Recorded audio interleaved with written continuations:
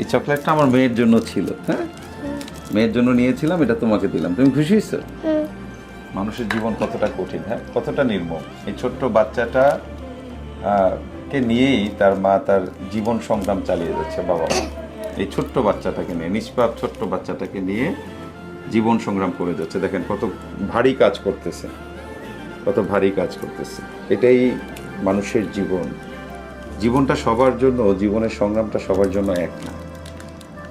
এই ঈদের ছুটিতে মানুষ পরিবার পরিজন নিয়ে ঈদ উদযাপন করতেছে, আর কিছু মানুষ তাদের জীবনের তাগিদে, রিজিকের তাগিদে, রিজিকের সন্ধানে কত কষ্ট করতেছে। পরিবার পরিজন সবার কাছ থেকে দূরে এসে তাদের জীবিকার জন্য কত কষ্ট করতেছে।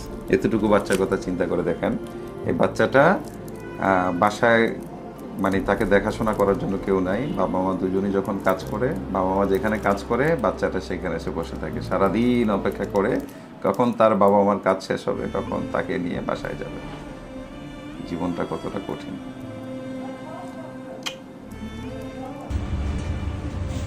কি নাম তোমার?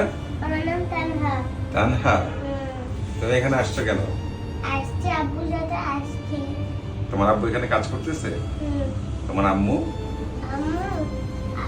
আম্মু উপরে কাজ করবো। তোমার আম্মু এখানে কাজ করতেছে? কি কাজ করতেছে তোমার আম্মু? আমি দেখিনি। দেখো নাই? তোমার আম্মু পরিষ্কার পরিচ্ছন্নতার কাজ করতেছে না?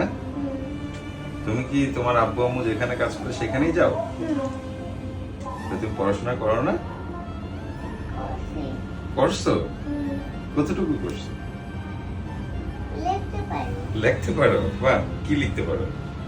শরীর সরে আলো শীতে। তোমার পড়াশোনা করতে ইচ্ছে করে?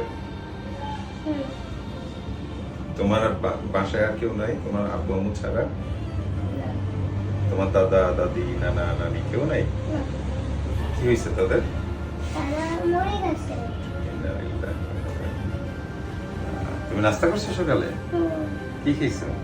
রুটি খাইছি। রুটি খেয়েছো? কিছু খাবা এখন? কি খাবা? রুটি খাবো। রুটি খাবা আর কি খাবা? আর একটা